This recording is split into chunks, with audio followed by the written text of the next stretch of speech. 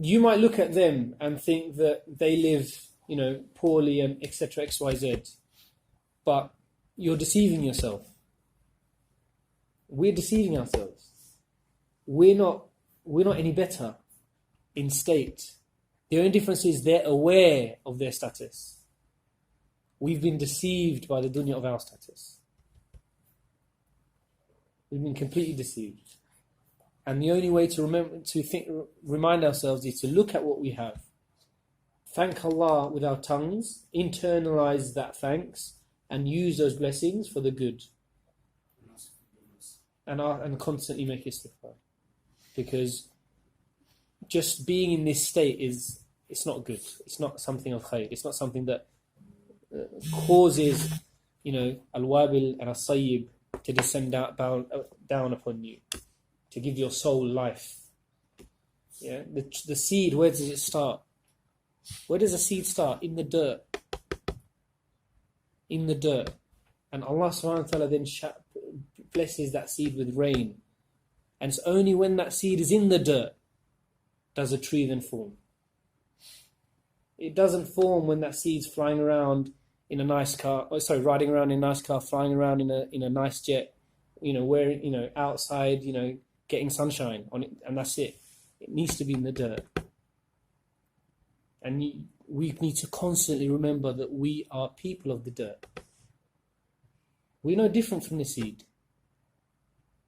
And the dirt is where we came from, the dirt is where we return to. Because that's what we are. And that's not, that reminds us of who we are. We are dirt. And it reminds us that we shouldn't, as I said, deceive ourselves. So, one of the early Salaf, he said, a person may commit a sin by which he goes to Jannah, and a person might commit a good deed by which he goes to hellfire.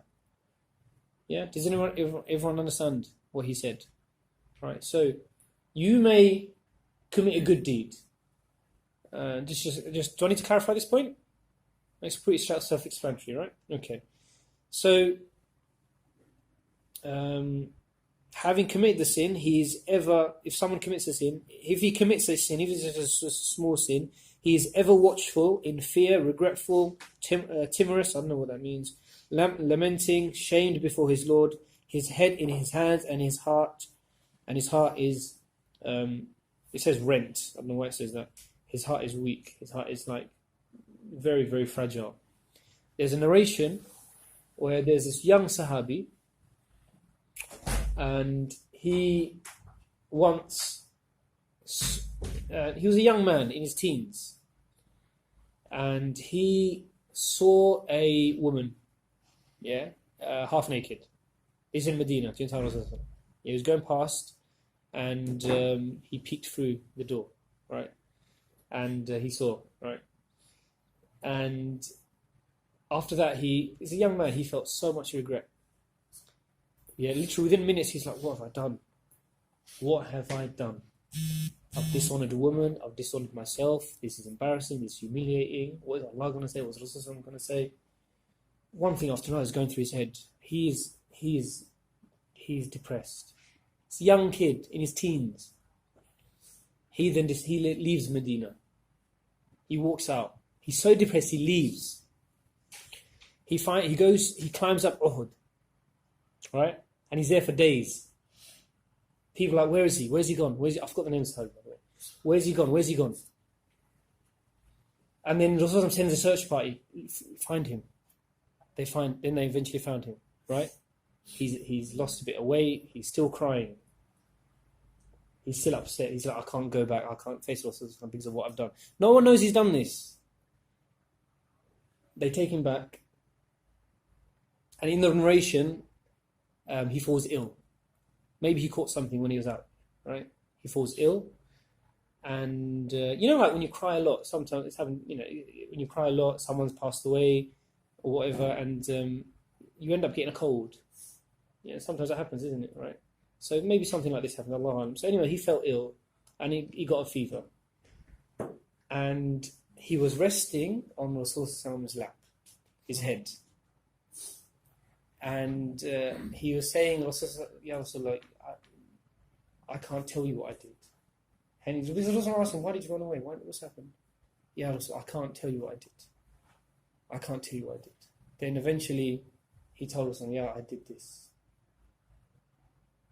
And shortly after he said that, and he kept on crying, and said, Ya Rasulullah, please ask Allah to forgive me. Ask Allah to forgive me. And he died shortly afterwards of that fever. A young teen. And Rasulullah cried, obviously. He died with him. And that boy, it also gave good news of that boy that he's been forgiven. And his status has been elevated far higher just because of that sin he committed. Yeah, because of the regret he felt. And similarly, other people, they might do a good deed, they're proud of themselves, and what happens? They tarnish their good deeds. And so, Shaykh Haytham once said, and I mentioned this before, right, that pretend that your public good deeds don't count. Pretend. Ignore them. Whatever you do in public, don't rely on them as building something for you in your akhirah.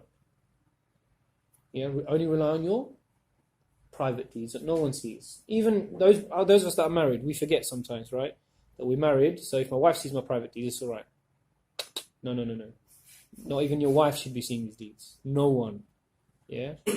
Think about the hadith, yeah? You give, if your right hand gives, what your left hand doesn't see. Right? That's how charity should be given. And Allah says in another ayah, they give charity publicly and privately, which also alludes to us that there's no difference in their private and public life. Right? But at the same time, your private deeds are what tell you what state you're in.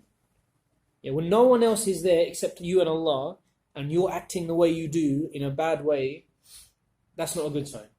When no one else is there except you and Allah, and all you're doing is praying, all you're doing is making dua, all you're doing is reciting Quran, because you're using this private time to build your relationship with Allah, that's a good sign. That's a positive sign that no matter what happens in your life, you will end up afterwards somewhere good.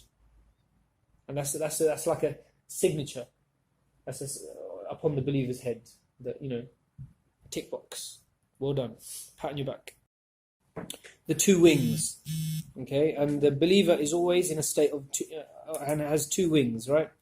One of those wings, in this case, is he's aware of his own faults, and the other wing is that he recognizes Allah subhanahu wa ta'ala's blessings.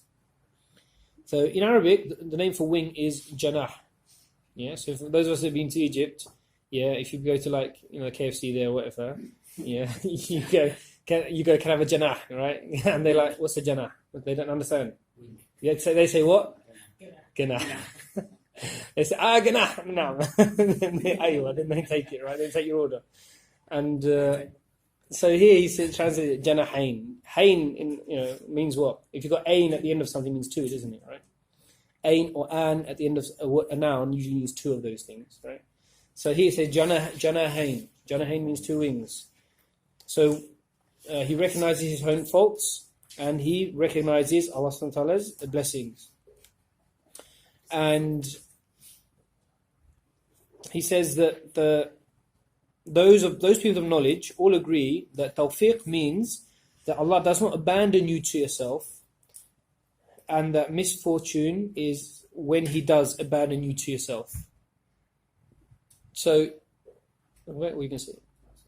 Oh, okay. So there's a dua which relating to this. I'm going to say these words again. Allah does not abandon. Tawfiq means Allah does not abandon you.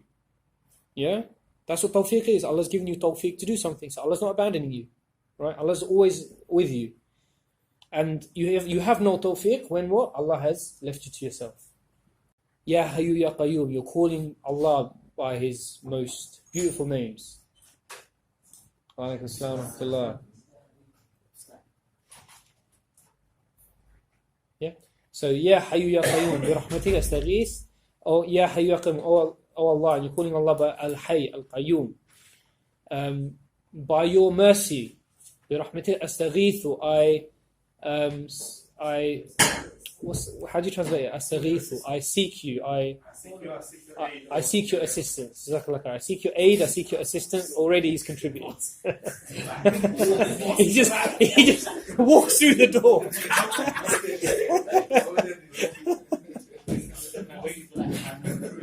MashaAllah. No, last week, when I was reading the Arabic, and Jazakallah khair to him, right? Afterwards, he was like, "Bro, you didn't pronounce the words right. You just made it." No, and it's good. Alhamdulillah, Jazakallah khair. Aslih li sha'ni, improve all my affairs. Improve my affairs. Everything. Improve. Ultimately, your number one affair is your deen, your religion. That's your number one affair. Other affairs, any other affairs in your life, right? Your family affairs, your work affairs. Improve all of them to make them better for your akhirah, number one. And also for your dunya as well. Sha'ni kullah, وَلَا تَكِلْنِي, and do not leave me طَرْفَةَ عَيْنِ, for even the moment that is equivalent to the blinking of an eye. Yeah? And again, at dua of Rasulullah, you can't make this stuff up. You have to memorize it. You have to internalize it.